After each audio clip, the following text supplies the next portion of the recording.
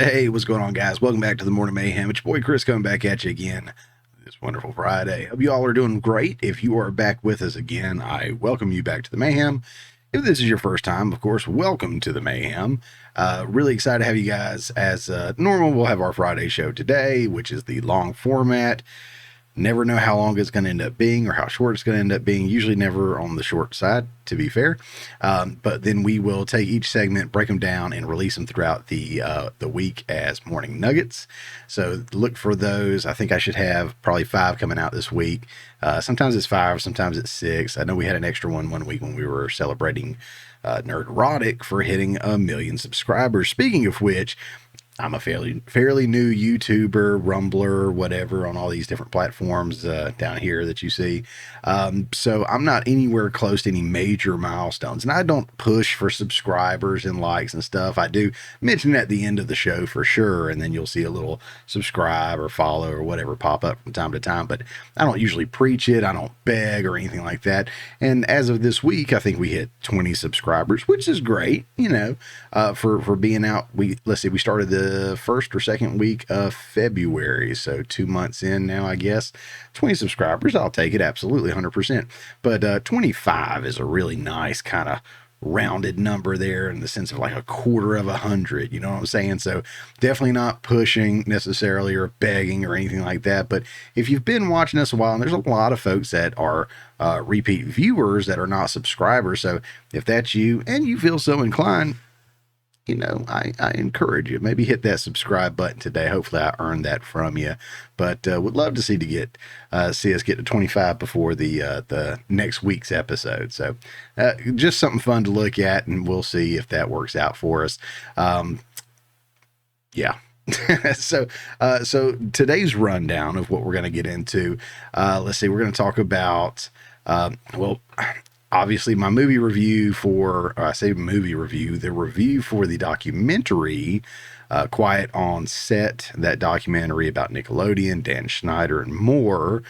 Some of it is more than Dan Schneider and not enough Dan Schneider in some regards. So we'll talk about that, of course. I mentioned that last week. We're going to talk about climate activists being dumb and privileged children, in my opinion. More on that, of course. Karine Jean-Pierre, the White House press secretary, just sucks at her job. And we're going to get into another story, too, with this caveat. I always want to kind of throw this out there. We just had a major catastrophe with the Francis Scott Key Bridge being struck and then collapsing.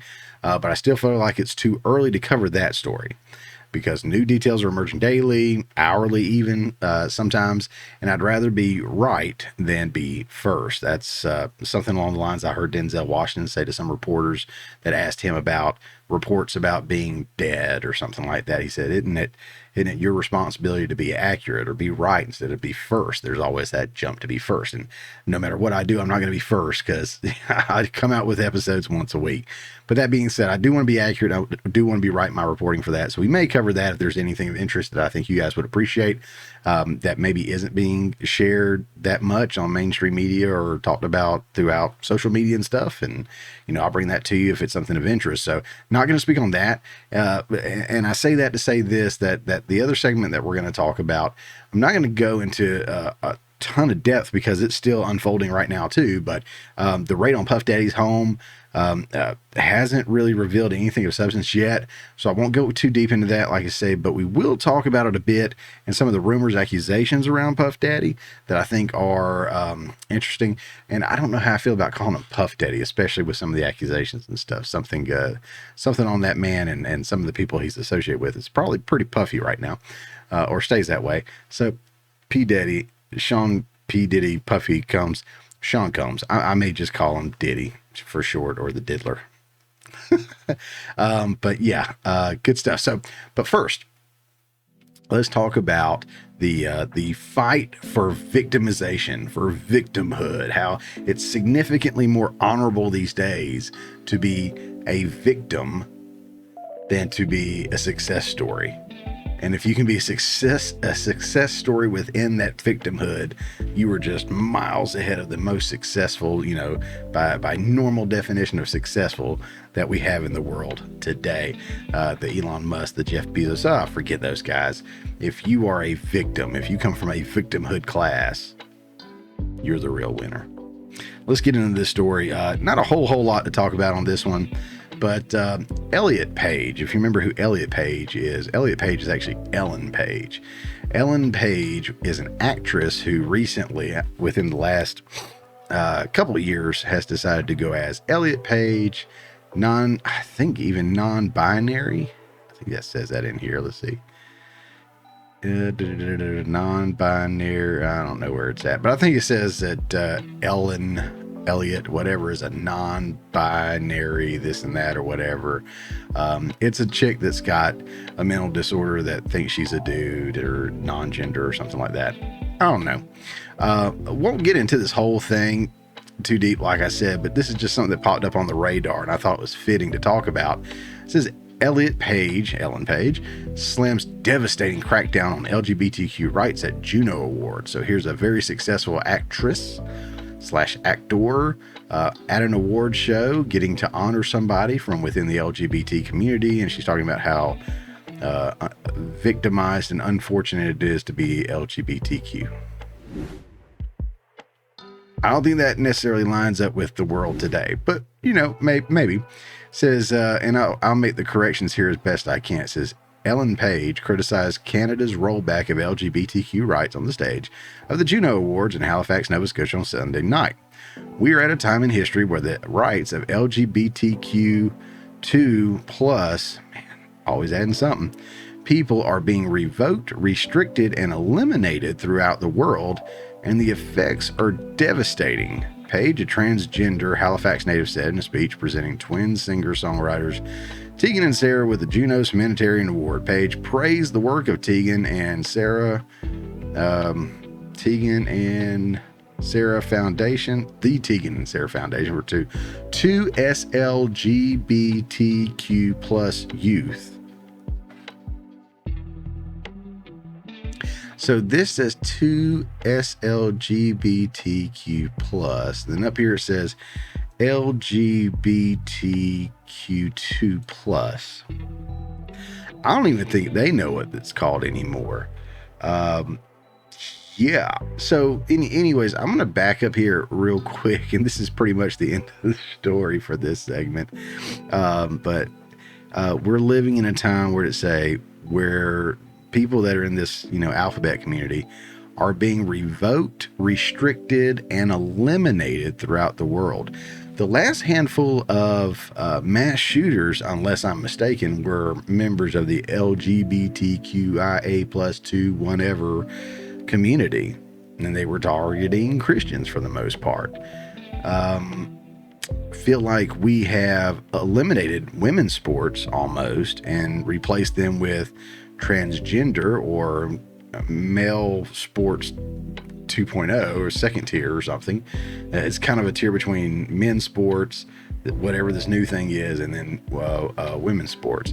And I know that looked like a terrible hierarchy there, but I mean that literally from like a level of ratings,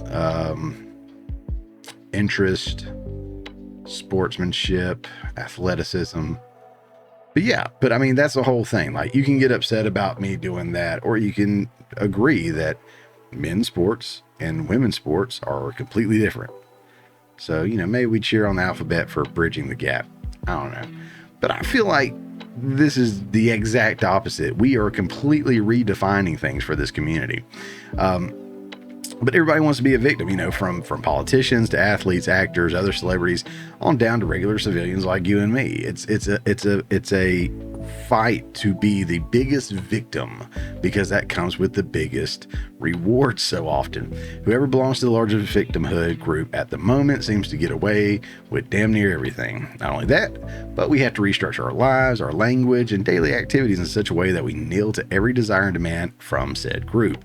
Remember when rich black athletes complained about their sports and how hard it was to be black in America while making millions and millions of dollars and having the freedom to either not play player, go to other teams, or do whatever. Remember when, let's see, what else? And currently it's the LGBTQ community that are under attack, although we're literally redefining words, creating new words, laws, etc., to make them feel more comfortable, whether it's based on race, gender, religion, or whatever. It's so sad that people would rather be or align themselves with victimhood and then strive for personal success.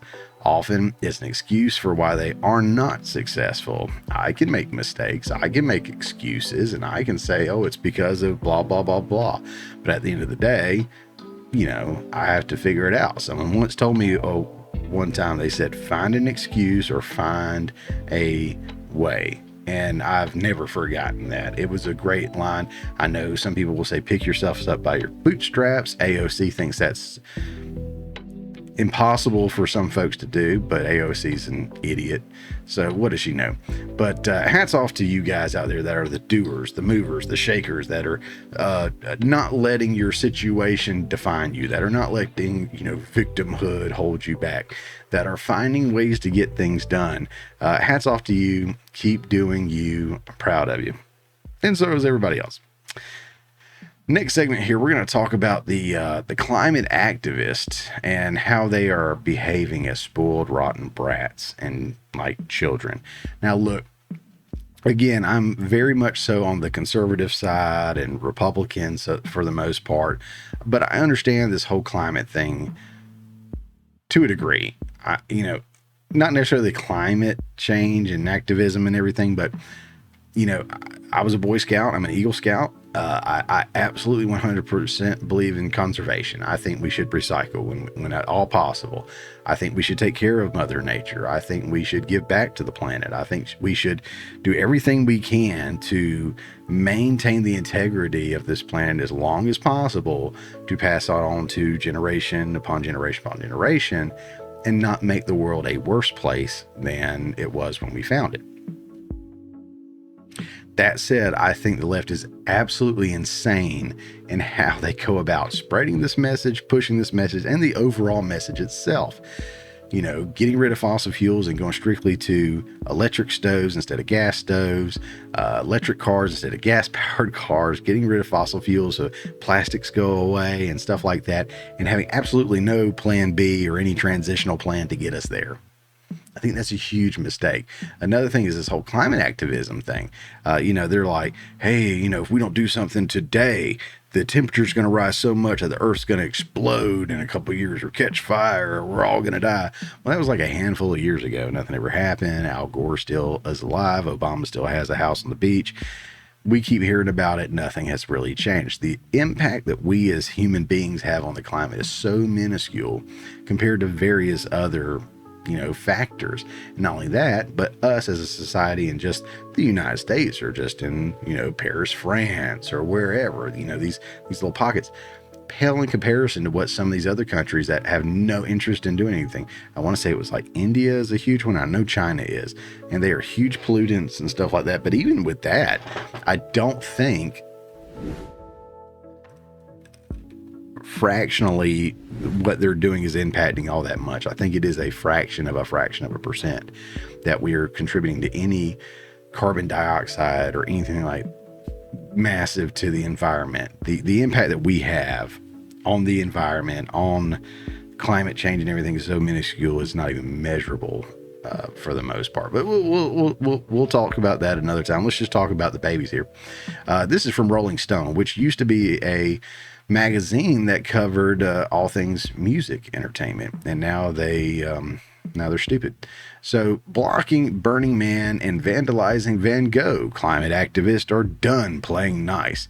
Disruptive protests capture clicks, but in a movement that cites mass mobilization as the goal, can activists turn eyeballs into bodies? We're not going to read through the article. We're going to look at some clips and have some fun with this. Look, I don't think this is the own they think it is. I don't think this is the strong, statement they think it is. The battle cry. We are done playing nice. The thing is just really a bunch of babies going wah, wah, wah. Check this video out, for example. Hallo.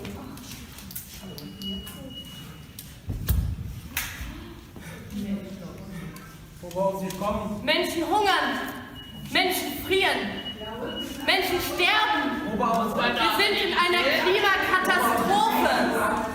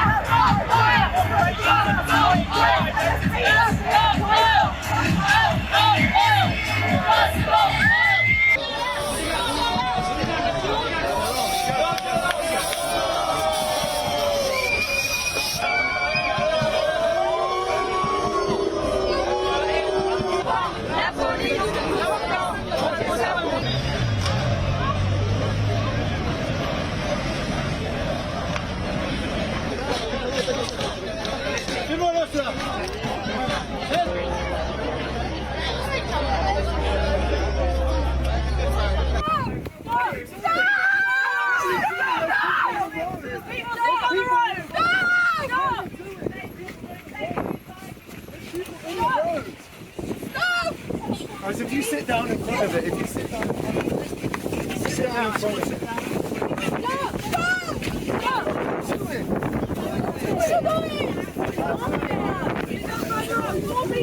Everyone sit down!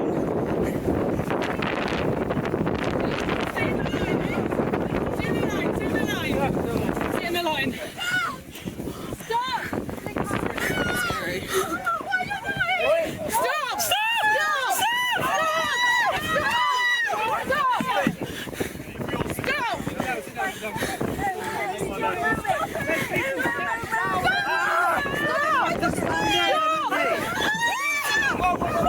I love it. It's great. I mean, I might be twisted, but you know, whatever. It's F around and find out, right? So they're damaging and even destroying like priceless art as a means to convince people they're the good guys, and that they're trying to persuade you to not damage and destroy our earth by damaging and destroying prices. You know, I don't think it's the one they think it is, right?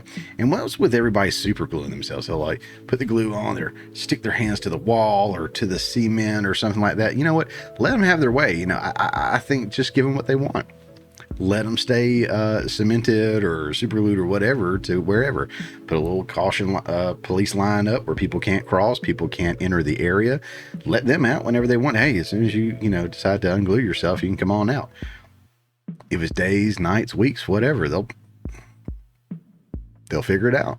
F around and find out, right? They're idiots. I don't get this. So yeah, if I were a cop, I wouldn't waste my time and taxpayers' dollars try to remove them. Let them stay, block it off, do their thing, call their bluff. Bet things change with that pretty quickly. Then you gotta love the protesters at the Pride Parade. I mean, what a battle of victimhood that is. Oh no, we're gay and we're having our parade and our pride and our this and that because we're victims. So we get honored by this and we get to do our thing. And then the activists come like, but the climate's so bad, we're gonna block you. And it's so funny to me that these two kind of clans clash, so to speak. But, you know, I was watching that, and as a Georgia boy, I instantly recognized the Coca-Cola brand, you know, from Atlanta.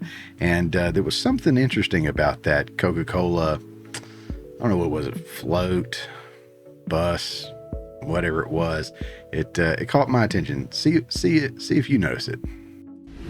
Yeah, see, it's clearly a Coca-Cola branded thing. People are all on it, but what's that on the door? Ah, zero sugar. I don't think that's accurate. I mean, come on. You saw the people that were hanging off that thing and limp-wristing all around there.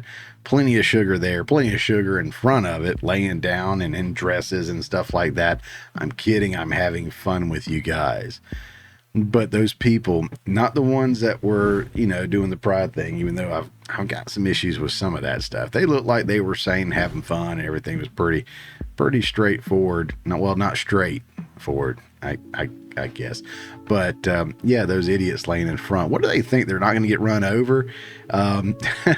Lastly, with that, I want to talk about the cops pepper spraying them. You know, in that one video, cops kind of sprayed themselves there, it seemed like. But, you know, if you're glued down, you know, spray them, sure. Yeah, get them out of the way.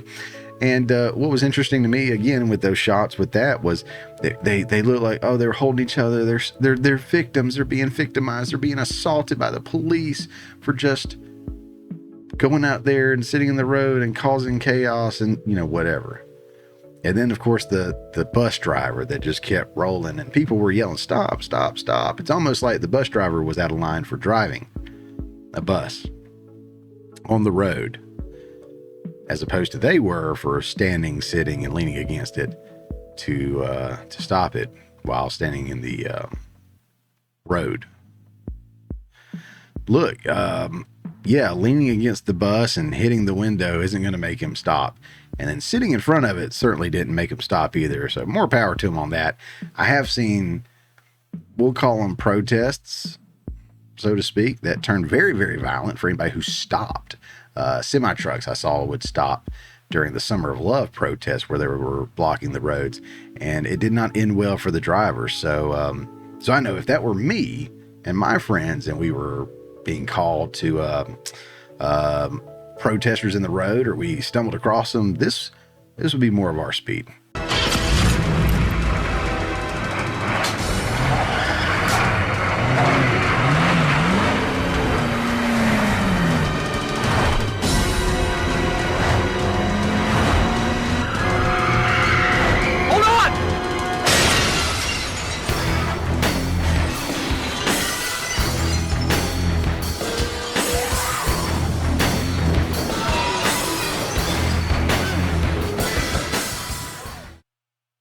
Just saying.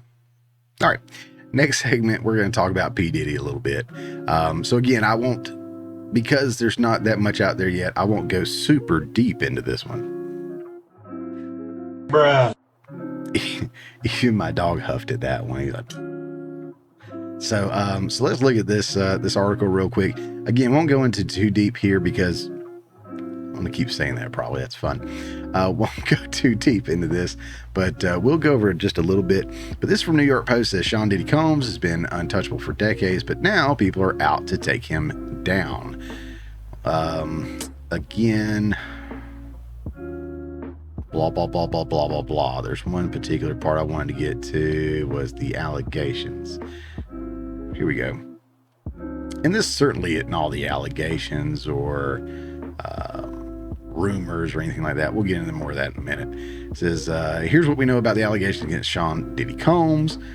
Sean Diddy Combs' homes in Los Angeles and Miami were raided by Homeland Security, which first, let me stop by there. I was talking to a buddy of mine, John, who is probably going to be coming on the show before too long. I'm really excited about that. But he and I were talking, and he pointed out this part. He said, you realize it was Homeland Security. It wasn't the FBI or CIA or whatever. It was Homeland Security that done raid this dude's homes. Cream of the crop, tip at the top right there. I mean, if Homeland Security is raiding your homes, you've effed up big time, right? So so again, his homes were raided by Homeland Security amid a possible connection with an ongoing sex trafficking investigation. Authorities targeted the rapper's homes to seize phones and computers, sources told the Post. Combs was spotted outside of Miami airport slowly strolling back and forth Monday, just hours after the raids, according to reports. Of course, I did hear other reports saying that he got on a plane and flew, but they couldn't say for sure if he was on the plane or whatnot that flew out of here. So whatever. Again, still developing. Brendan Paul, a music producer and basketball player, was arrested on drug charges at a Miami airport while attempting to board Combs' private jet. Paul has been accused of being a drug mule for Combs in a federal lawsuit. At least 4 Jane Does and 1 John Doe have been interviewed by New York prosecutors in connection to sex trafficking allegations and a RICO case, sources told Rolling Stone. Combs' ex-girlfriend Cassandra Ventura filed a lawsuit against him in November 2023 on several allegations, including the R word and physical abuse over a decade.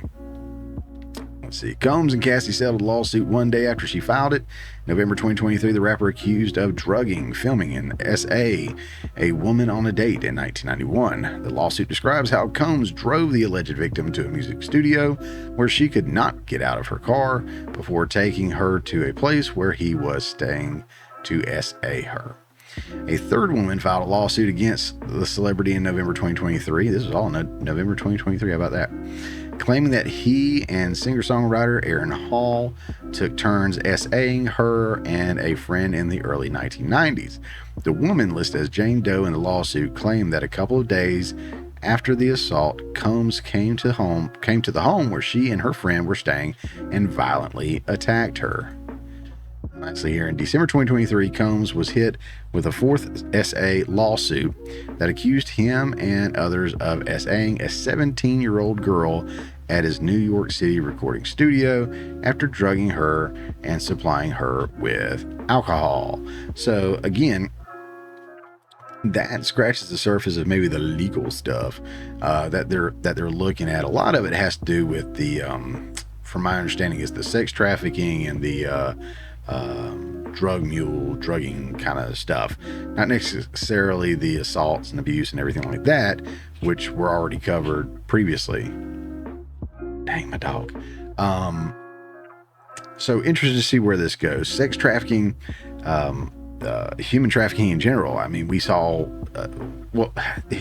this what kind of drives you nuts is that we had a huge movie, and I say huge as far as like what it should have been based off the production company, distribution company, and stuff like that. And that was Sound of Freedom. And it got so much pushback by people, and it was trying to expose this in a theatrical, dramatical way. It wasn't a documentary. It was a narrative feature film that had a story and a plot and characters and all this and that. But it's all based off of real stuff. I mean, this stuff is happening. There are more slaves today than ever in any other time in recorded history that we know of. This is a huge part of it. And sex trafficking being from, overseas somewhere or even crossing our own border, hate to break it to y'all, that's a big one. And everybody wanted to hate on Trump for separating parents from children, but really he was separating adults from children, because not every adult was a parent of the child. So every administration, I think, does that. Everybody went after Trump for some reason, but yeah, I mean, it happens. They are sending kids over here for this kind of line of work to sell them and trade them and do whatever. And it's heartbreaking. It's absolutely heartbreaking. So props to anyone who wants to call it out. Props to anybody who wants to bring awareness about. But I don't think these are all the allegations or accusations or rumors about P. Diddy. He's had some interesting ones over the years. Of course, we all know the other ones against this man. Yeah, so he allegedly likes the fellas, specifically the younger folks like Usher back in the day, Bieber back in the day. And then, of course, the rumor mill is that he would do things to people and have a record of it in some way, audio or visual or whatever. And if you didn't do exactly what he said, sign the contracts he wanted you to sign, then he would blackmail you and expose you and this and that. And there was an audio recording. Again, I blame John. He made me listen to it, of a leaked audio recording of him, of Puff Daddy or P. Diddy or whatever, and Meek Mills. I am not gay. I have relationships with women and sex with men. And I got news for you. That means you're gay. I have nightmares about what I heard. It's not anything that interests me or it's up my alley at all. So yeah, not a happy day for somebody there. Was really taking it, if you know what I mean.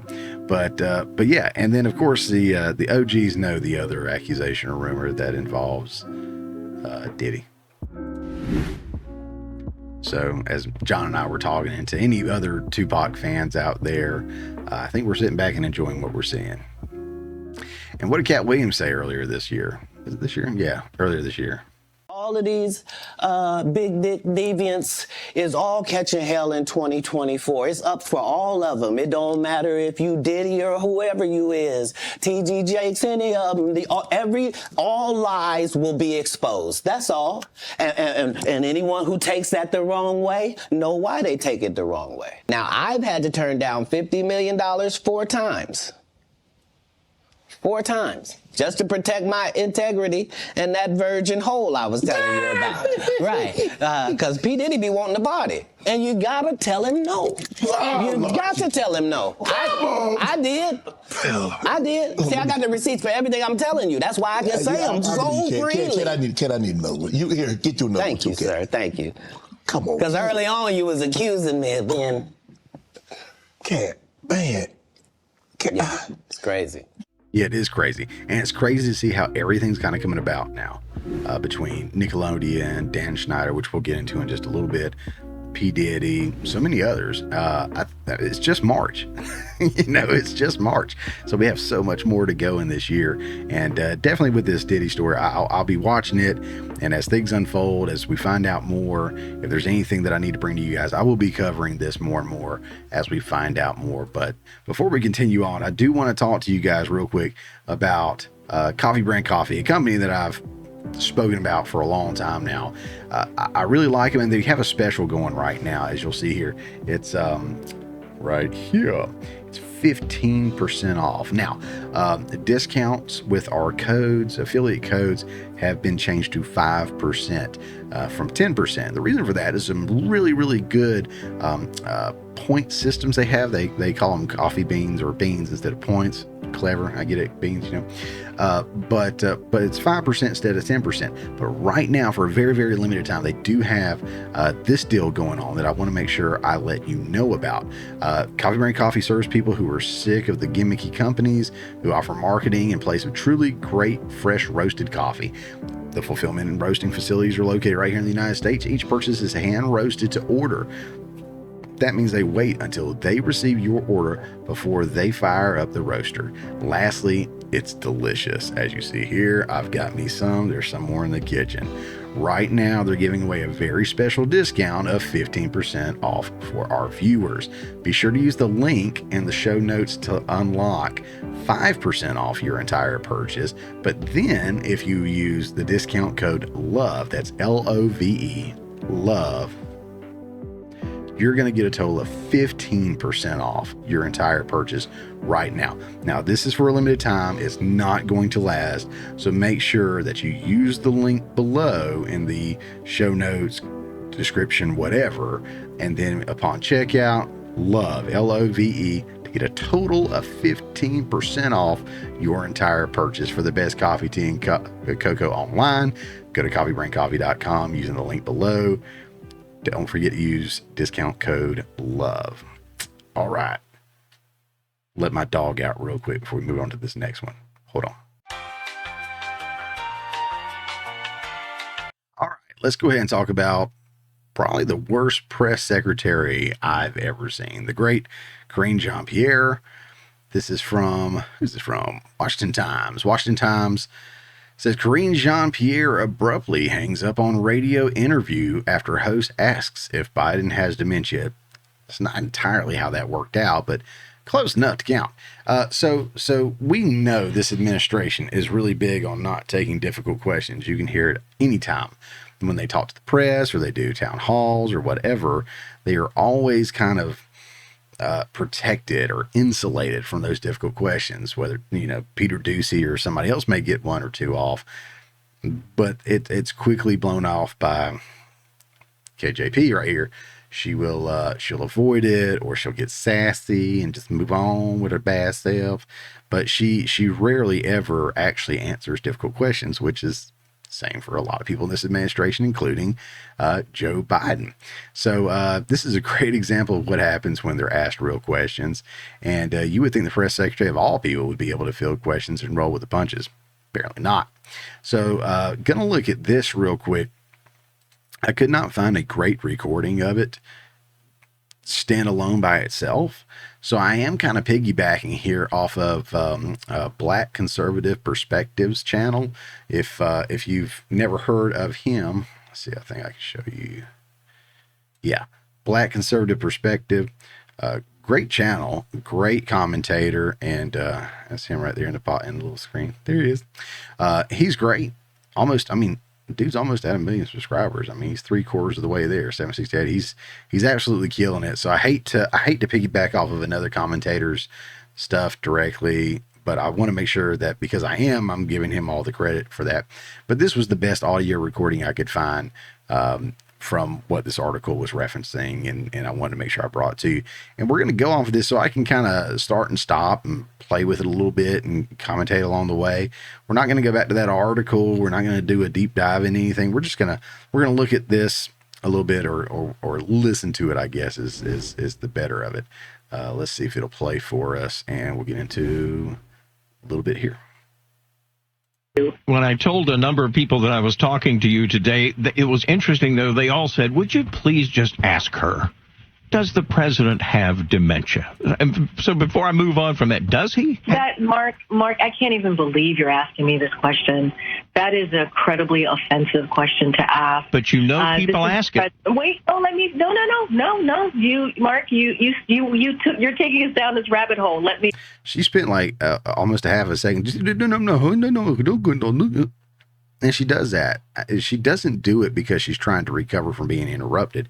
She tries to do that to buy time. This is like I don't know what you want to call it, a sociology kind of study or something like that on behavioral habits or something like that. This is her buying time to try to find an answer. And he's absolutely right. People are asking this question, and she doesn't have an answer. So anyways, we'll let her keep talking here for a minute. Let me be very clear about this. For the past several years, the president's physician has laid out in a comprehensive way the president's health. This is a president, if you watch him every day, if you really pay attention to his record and what he has done, you will see exactly how focused he's been on the American people, how historic his actions has been. And so she's going all around the world here. If you have watched him every day, if you've listened to him every day, if you've seen what he's done every day, you have more and more questions about his cognitive state, about his dementia, or just overall well-being. Again, I've said this before. I mean, it's almost like Weekend at Bernie's. This guy's dead to the world, and people are abusing him based off of his age, and they're forcing him to do stuff that's not him. He has no idea where he is, what he's doing. He eats ice cream all the time, which, don't get me wrong, look at me. I'm definitely I eat stuff I shouldn't be eating, but I almost feel like they put something in that ice cream for him to keep him controlled, because it is sad to watch. So I don't know what world she's living in. I know she's living in denial, which isn't just a river in Africa, but she's absolutely in denial, and so is the majority of the Democrat Party, at least the leaders over there, and they're losing a lot of Democrat voters. I know a lot of people that I know that have always voted Democrat or are anti-Trump are like, this dude just isn't with it. Biden's not with it, and his whole cabinet and administration, everybody, are not with it. And so this hurts her more than she thinks it does. I'll let her keep running her mouth. I'm not even going to truly really, take the premise of your question. I think it is incredibly insulting, and so we can move on to the next question. Gas prices and grocery prices, then, big topics here in North Carolina. How does Mr. Biden win votes when people don't have as much disposable income? Look, the president understands. He grew up in a middle-class family, working-class family in Scranton, Pennsylvania. He gets it. He understands how difficult it is for Americans who are sitting around their kitchen table every month trying to figure out what they're going to pay for. You have to remember, when the president walked into this administration, there were multiple crises happening. There was COVID. There was the economy was in the tailspin because of the last administration, because of what the President Trump left us with. Now you're asking me about gas prices. The president... No, gas prices were lower. The economy was better, with the exception of what COVID did. if you look at every statistic we've ever pointed out, a great source is Don't Walk Run Productions. They do a fantastic job over there, looking at all the graphs, numbers, and everything, and exposing the lies that they keep saying. There was record job loss, and the economy took a major hit. It was the largest transfer of wealth in ever recorded history during COVID, which was a once-in-a-lifetime global pandemic. When you take that out of the equation, which, to be fair, most politicians, presidents, whoever, would have reacted the same or fairly the same or even worse than what Trump did. But Trump was in office, so everybody can point to him. The economy was better. Gas prices were better. We were exporting instead of importing. So everything they say, as far as all that goes, is an absolute lie. She's fisting to wrap up here, I think, but she's so full of it. Took action on gas prices. Let's not forget Russia's invasion on Ukraine skyrocketed prices of gas. And because the president took action, we are in a different place than we were a year ago on gas prices. Eggs, milk, seafood products, all the important groceries, those costs have gone down because of what this president has been able to do. But they went up because of what this president, they didn't go up before he took office. Okay, now I'm even comparing it to COVID. The prices of everything did not start going up until things were being implemented that he did, his administration did. All the prices started soaring, shelves started going bare and everything because of Biden once that all happened. Not because of Trump, not because of COVID. All this started with Biden, to be fair. So if anything is lower, it's lower than it was under Biden. It's still not lower than it was under Trump. And with that, thank you so much, Mark. Have an amazing, amazing day. Wow. Wow. And she hung up. Wow.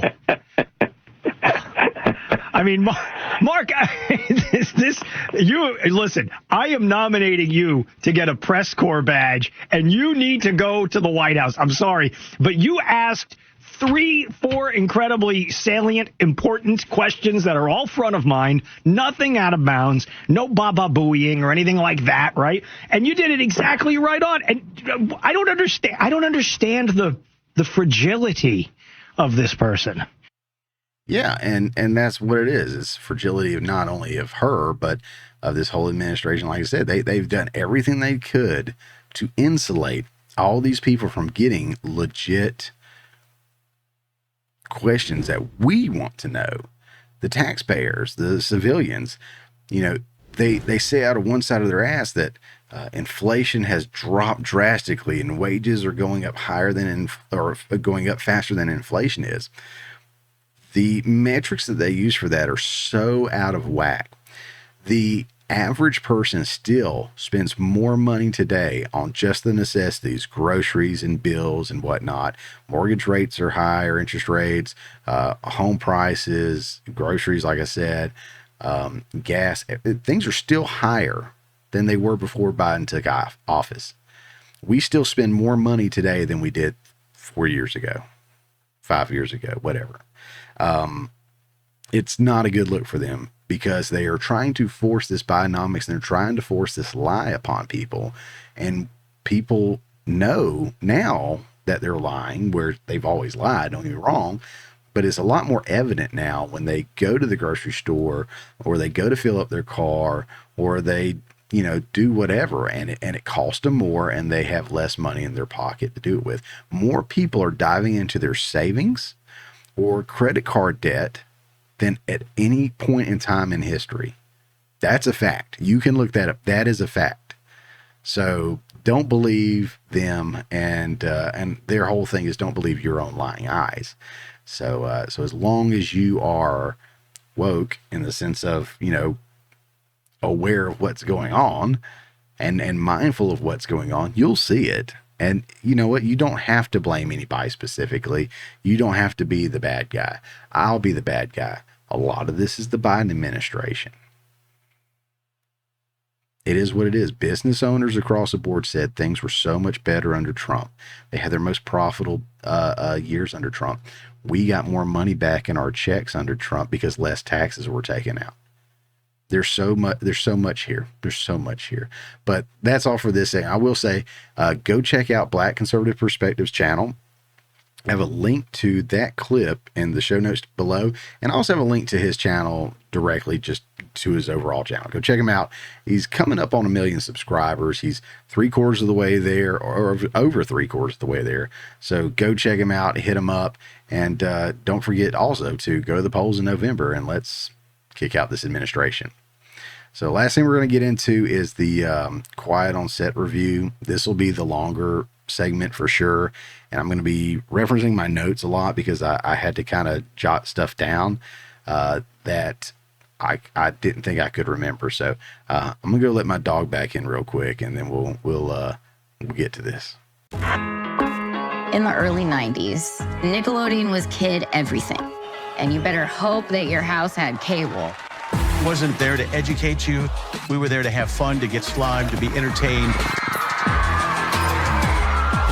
And this is when Dan Schneider arrives, Nickelodeon's golden boy. He created these shows that were hugely successful for them. No one had ever really done sketch comedy starring kids for kids. He launched the careers of child actors who became major stars. For 20 years, he shaped children's entertainment and culture. Hey, thank you for being here. But that marked one of the darkest chapters. All right, just let my dog back in. If I tell you what, if I can find a good picture of him, I'll pop it up real quick here and let y'all take a look at that. Aww. If I can't find one, then there won't be anything here, and I'm just looking awkwardly at the camera. But he my big boy, a little pit bull.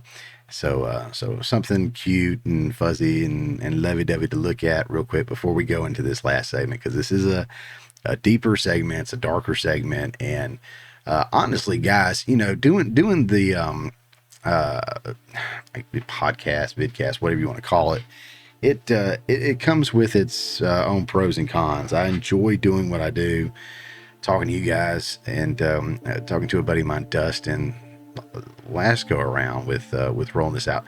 When I do cover these deeper, darker topics, it does take a little bit of a toll on me emotionally. It is very heartbreaking to cover some of this stuff and to see how dark and twisted our world is. So, one, I did watch the entire documentary up to this point, more on that in a second, of Quiet on Set. It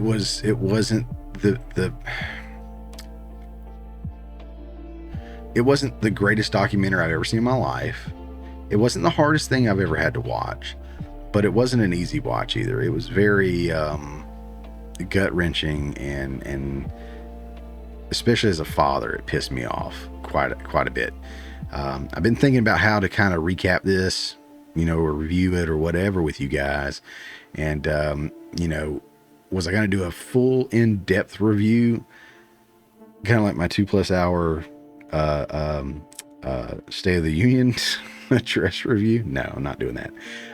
Or just touch a few points, and I will do that for the most part. I'm just going to touch the key points of it, which there are several, and I'll give my thoughts on it. But I don't want to go too in depth, because I do want to encourage people to watch it if you think you can stand it, if you think you can watch it. And here's why. One, I think awareness and education are huge. I think this is big for even the folks that, like, we've always known something's going on in Hollywood and they're all about our kids and this and that.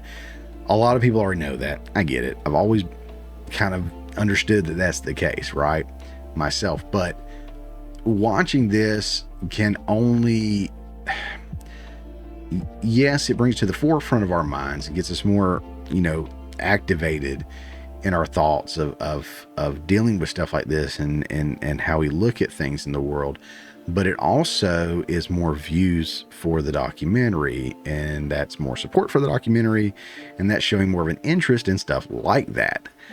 My hopes are the more people that watch it, the more interest that's in there, the more people are talking about on social media, like what I'm doing now, and you guys watching, of course, and hopefully subscribing. And if this is any good, you know, and you feel like you want to, definitely share it with other folks and encourage them to watch it as well, because I'm hoping that, again, if we show support for it, if we're talking about it, if we show an interest in it, they'll do more of it.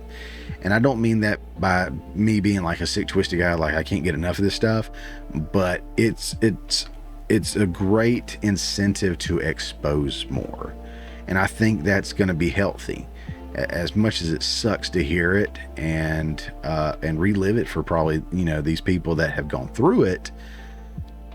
The more it gets out there and the more we're aware of it, the better overall I think things are. I think the more, again, the more conscious we as a society can be.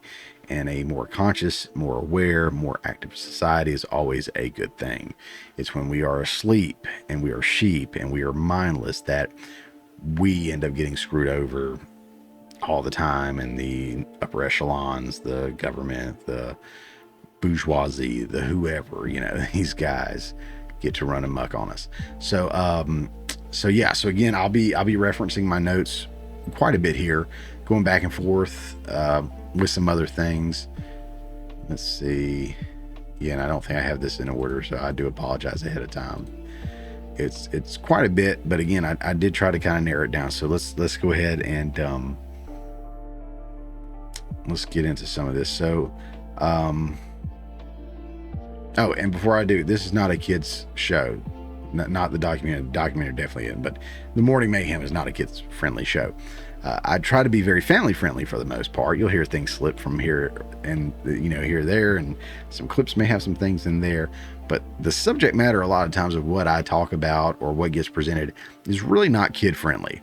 It's important that you're aware of it and that it's brought to your attention to do with it whatever you want, but it's not necessarily kid friendly. So that's your warning for this, because I'm not going to be graphic by any means, but I am going to dive into a little bit of subject matter that is not suitable for children. So that's your warning. Get them out of the room. Here we go. So the documentary itself presented itself as a hit piece against Nickelodeon, specifically this man right here, Dan Schneider, which is all I heard about. And all the previews for it, people talking about it and everything like that. It was basically a hit piece against Nickelodeon, Dan Schneider. I'm trying to do the images in a new way, so bear with me as I kind of roll through this, because I want you to see me while I'm talking about it. While it did portray him as an ass to work with, potentially a racist, sexist, and bit of a creeper, they really didn't go as far as I thought they would have for him. A lot of the more heinous acts discussed were centered around these three guys, which I'll go into a little bit of them here in a minute, but these three guys got a lot more of the dark side exposed of them than Dan Schneider did, in my opinion. And a lot of the stuff that was exposed of Dan Schneider, I want to be careful here. There were things that were said like, there was a superhero character that a little boy played called Nose Boy or something like that, and he had this big nose, and there were noses on his shoulders, and the noses looked like a penis and balls, and then, but to me it looked like a nose. I don't know how innocent that was. I don't know if there were any ill intentions behind that, mischievousness to be sneaky and hide something in there. We know they do, Disney and everybody, right? And speaking of Disney, we'll talk about them too, probably. But yeah, I think a lot of stuff that was mentioned may have come from the people commenting on it, looking at it from the new perspective of let's break everything down and tear it apart and find anything that could be a sign of wrongdoing or adults pushing agendas on children and stuff like that, which, don't get me wrong, I'm okay with that, but sometimes I felt like when they were looking at things, they were making mountains out of molehills. I'm not defending Dan or anybody else. I'm just saying some of it seemed like it was a little bit of a stretch. So if you do watch it, take that for what it's worth. You may hear some things and go like, I don't know about that. And that's fine. I mean, everybody's got a different perspective to look at things, and I'm not judging them, but there were a couple of things that kind of caught me, and you know, I don't know if they were that big of a deal or not, but these guys right here were a big deal. Definitely a big deal here. Let's see. of these men, most of the time was spent on the one in the middle right here, Brian Peck, which we'll talk about a little bit more in a little bit.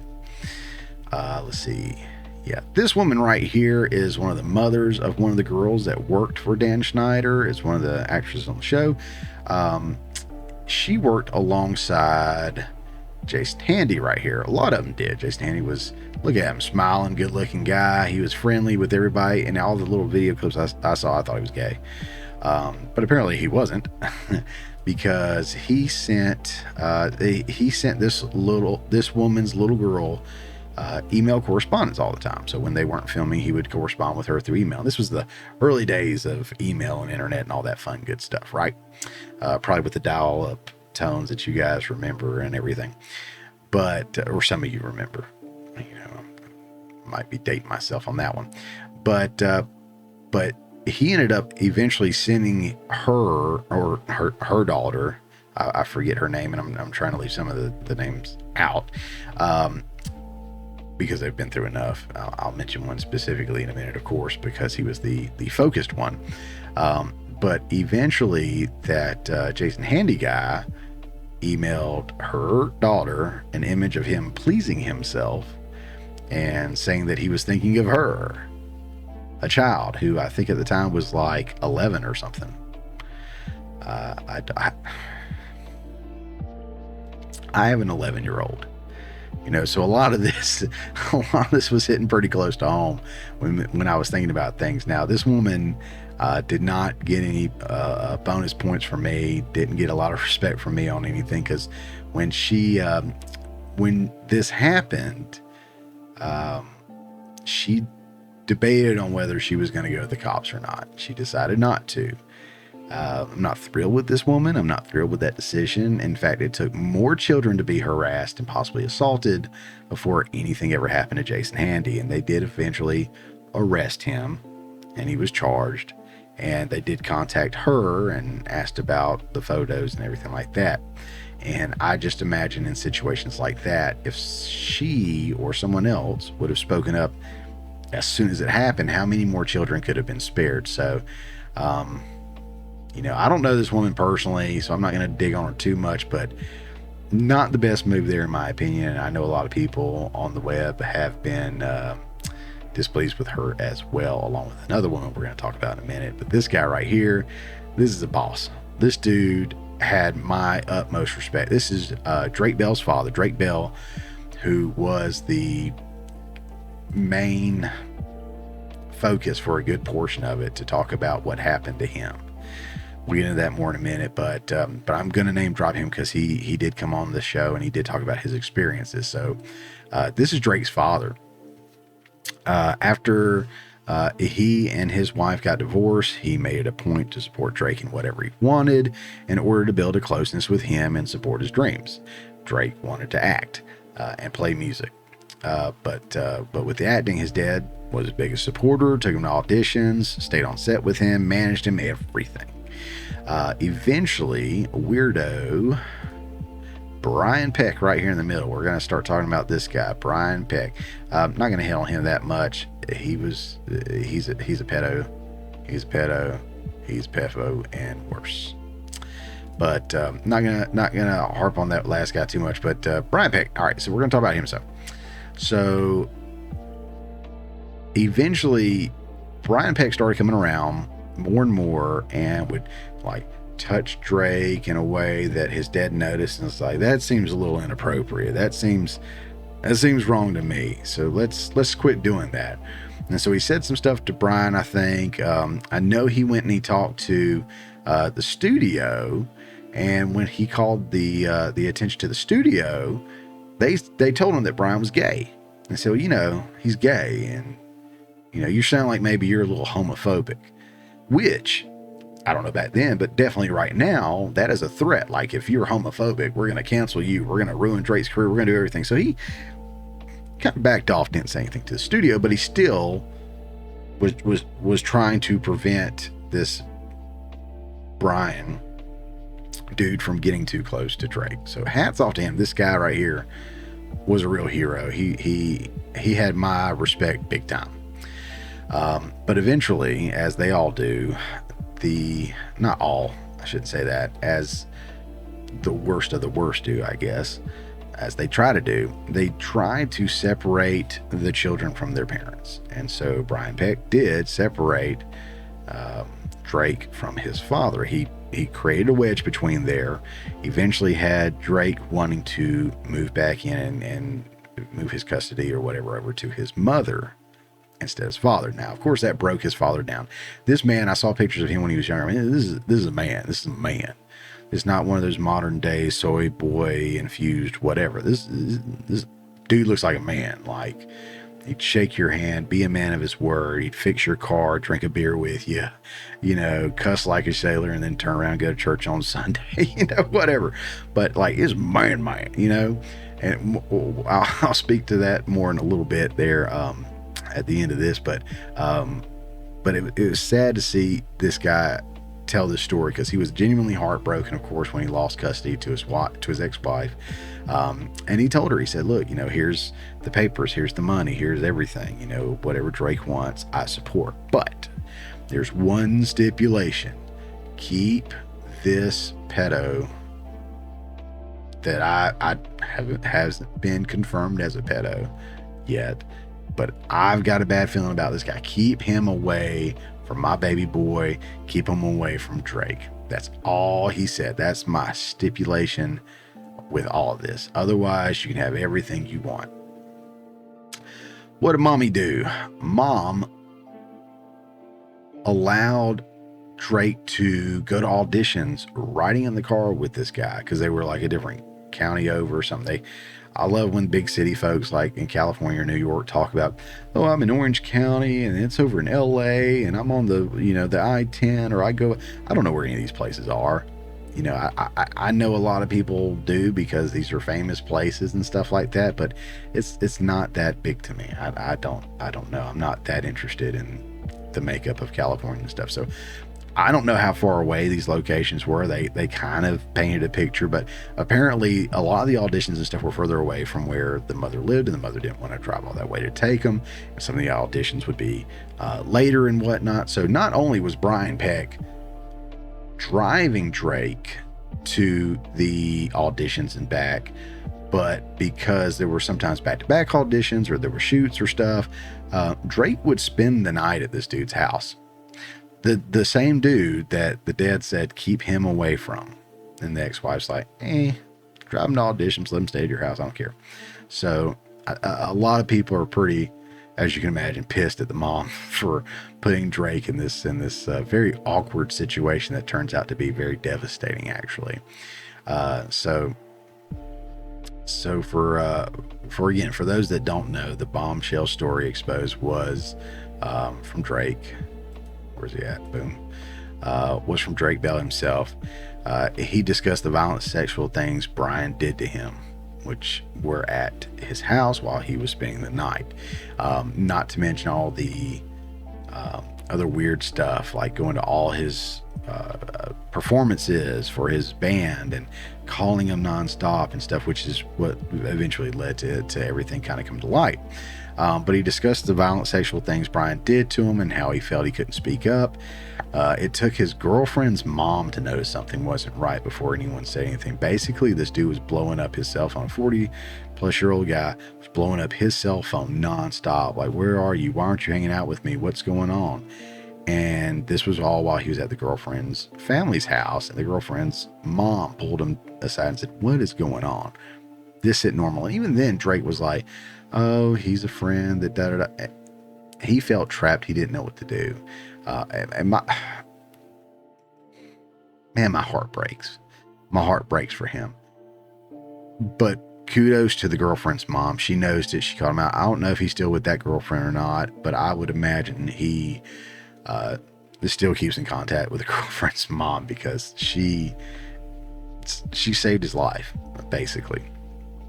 I won't get into the sexual acts this man performed on Drake, but it will break your heart. So if you watch it, be prepared for that.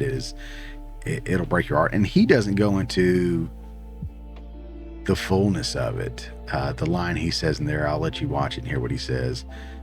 It paints enough of a picture for you. And to know he felt like he couldn't tell anyone, which then put him in the same situation over and over again and allowed this behavior to continue. God, I'm getting worked up again just thinking about it, honestly. I got pretty worked up. There are 4 episodes right now. We'll get into that in a second too, but there are 4 episodes. I thought there were just 2. We watched 2, and then we went into the 3rd one, my wife and I was getting tired and I was getting irritated, and we finished the 3rd, and I was like, I'm going to bed. We had to wait till the next day till we both cooled off before we could watch that final episode, the episode 4.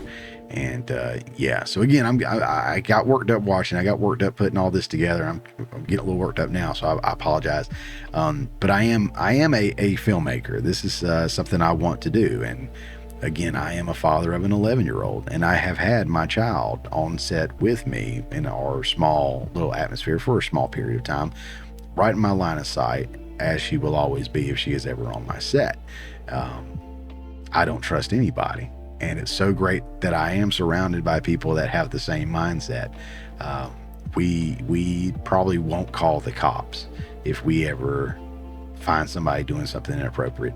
We'll just handle it ourselves. We're Georgia boys, and I don't mean like redneck Southern, white Georgia boy. No, most of the people I work with are, country black folks, and we all, black, white, younger, older, Southern, Christian, atheist, whatever, we all have pretty much the same creed when it comes to that. You don't mess with kids. So, there's diversity there, but not diversity in mindset. We all believe the same thing. You don't mess with kids. So I'm super grateful of that. But again, it's easy to get worked up over this stuff. So, got a little bit more and we'll finish up. But yeah, bam. But good for the girlfriend's mom for noticing and stepping up. After Brian Pett was locked up and everything, Drake finally told his dad they got him. He told me, he said, hey, did you hear they got him? And his dad was so happy to hear that and glad they got him before he did anything to Drake. He didn't know, because in all the court documentations, all the allegations, because Drake was a minor, it was just John Doe. His name wasn't listed. Eventually, Drake did tell his dad that it was him that he got, and that was the reason he got busted. And I saw this man, and I'm going to try not to now, but I saw this man break down, again, telling that story, and it broke me down, and it's starting to do it right now. But again, I have a hard time seeing a grown-ass man, get emotional. And I think about my child. I think about all these other children. But he did everything he could to protect his child while still supporting him. And, he told the ex-wife, don't let him around. And yeah.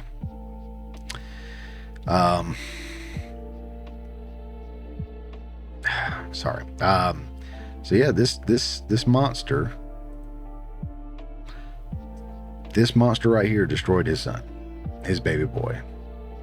As a father, again, that's a completely terrifying notion that could happen to your child. For those of you who have kids, you know that no matter how old they get, they're always your babies. They're always our babies.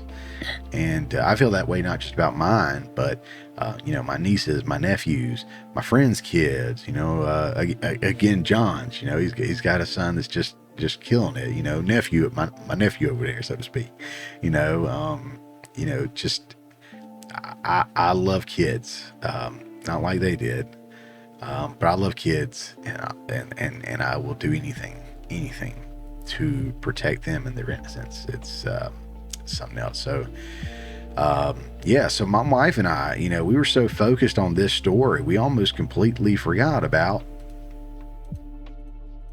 Dan Schneider. because as dark and deep as those stories went with Handy over there and Pickle Guy, they didn't go that deep with Dan here. And I was like, wait a second, I forgot all about Dan watching this. It kind of blew my mind. Even Drake said that when he was going through everything, Dan was the one that was there for him. So that was really weird to hear as well. But the man that this special was supposed to be all about, you know, we thought we would hear so much more of. There was mention of him and his closeness to a lot of the girls, his obsession with feet, some of the awkward videos he did digital shorts of that are out there online, and of course they're included in the documentary. They did mention how he instantly connected with Amanda Bynes. I don't know what rumors are and aren't true, but there's been a lot of social media posts and writings and memoirs about a producer on the show that was constantly out of line and inappropriate. Most people associate that with Dan Schneider. Not only that, but an account that was said to belong to Amanda Bynes mentioned getting pregnant at 13 from her boss and being forced to have an abortion. Again, that was not brought up in the documentary. That is just what other people are throwing out there because that's like a known thing and a sickening thing if that is the case. This is the Amanda Bynes I remember. This is Amanda Bynes on her way to the top. She was, I mean, when I saw her as a kid on All That and the Amanda Show, she was killing it. And they talked about that in the documentary, how she was like a natural.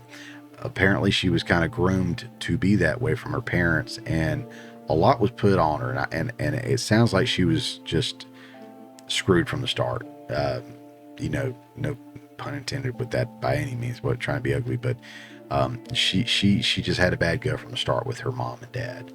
And she was really forced into this, but she was a natural. I mean, she was hilarious for her child, and a lot of people noticed that. A lot of people, saw her rise.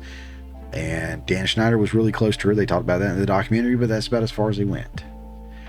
A lot of kids have a hard time. The Lindsay Lohans and Amanda Bynes and so many others have a hard time coming up in the business as child actors.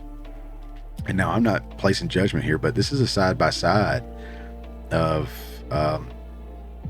Amanda.